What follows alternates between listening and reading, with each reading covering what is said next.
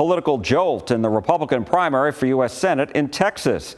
Congressman Wesley Hunt of Houston entered the race this past week after months of speculation and advertising on TV to boost his name recognition. He joined John Cornyn, who is seeking a fifth term, and Texas Attorney General Ken Paxton. A new poll by the University of Houston and Texas Southern University out this past week, conducted before Hunt got into the race, shows Paxton with a 1 percentage point lead over Cornyn, 34 to 33%. Hunt has 22%. 11% are unsure. We went one-on-one with Congressman Hunt. Hours after he announced his campaign, he came to our Fort Worth studio, and I asked him why he decided to run. This race cannot be about a blood feud between Ken Paxton and John Cornyn. This race has got to be about Texas. And what I've watched over the course of the past few months is a lot of mudslinging, a lot of name calling, but no one's talking about what's happening on our southern border. No one's talking about energy policy. No one's talking about keeping Texans safe. And so I am running to focus solely on the issues that matter most to Texans. You're going up against two people who obviously have a lot of name recognition across the state. Yeah. You don't. You're from Houston, obviously well known there, but not well known up here. And so what do you believe you bring to the table, and what is your path to victory? I think it's a fresh face. It's a fresh look. It's new leadership. When John Cornyn was first elected to office, I was 2 years old. When he became the Attorney General in 1992, that was when the Dream Team was playing in Barcelona. I was playing a Pop Warner football and drinking Capri Sun and Necto Cooler and eating orange slices after my soccer games. It is time for us to have a new form of leadership, a new age of leadership, and a new generation of leadership. And I'm here to tell you that the United States Senate is not a retirement community. This is a young man's game. A lot of people think the fact that you're in this race now, that you're going to force a runoff in May, a primary runoff. Would you agree with that? Potentially. But again, I just want the people of Texas to decide and to give them the best candidate and the best man for the job. And it's my humble opinion that is somebody who is young, someone who is America first, someone who is a Texan tried and true, someone who is a West Point graduate, someone who served 8 years active duty as an Apache pilot, deployed to Iraq, flew 55 combat air missions in Baghdad, someone who loves this country and is willing to die for this country. When given that option, I believe the people of Texas are going to support me. Do you think you will get President Trump's endorsement? I don't think this race is entirely about that. I think President Trump's endorsement has to be earned.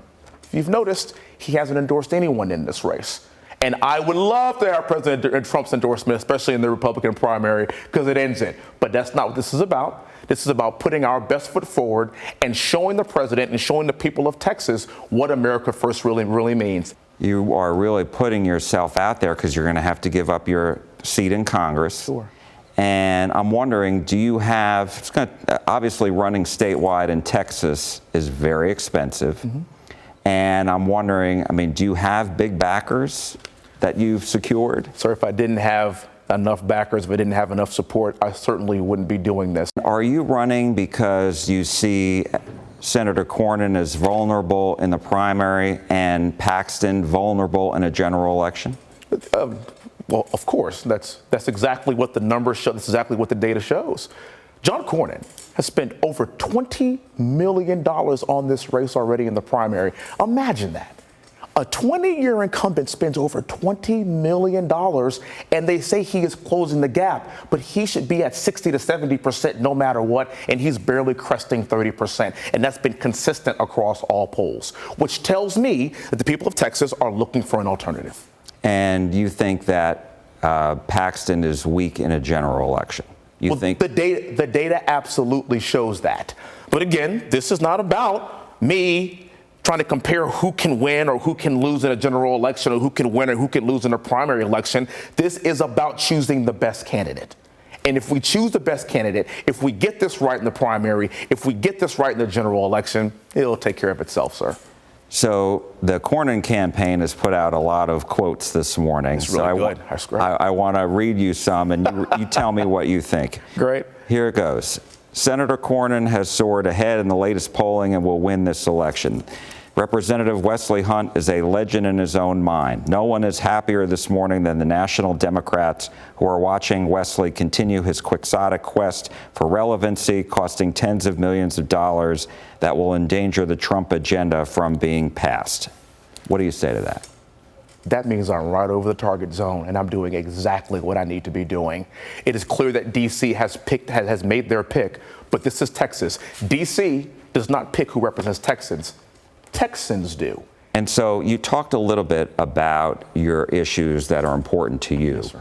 So what specifically are your campaign priorities? Like I said, my first order of business when I become a senator is going to repeal the gun control legislation that John Cornyn authored. I think that's just an abomination, and people here in Texas just flat out deserve better. Securing our border is something that's absolutely critical to me. It's the number one job of the federal government is to keep our border secure. Lastly, Texans do not want to see D.C. running Texas. They want to see fighters taking Texas to the swamp, not the other way around. If I focus on those three priorities, I think I'm going to be just fine. As far as the government shutdown that we're seeing, what do you think it's going to take to end it? Democrats being reasonable human beings. And right now, they're not being reasonable at all. We passed a clean CR out of the House with, by the way, a 2-seat majority, which is phenomenal. This is the third time we have actually come together and did our job. We sent it over to the Senate, and every single Republican voted for it. And Democrats are the ones that have stopped this. They have to own this, and they have full control of ending this. We did our job. President Trump has done his job, and now it's time for them to do theirs. We recently interviewed Senator Cornyn, and we have made multiple requests to interview Attorney General Paxton, but have not heard back from his campaign.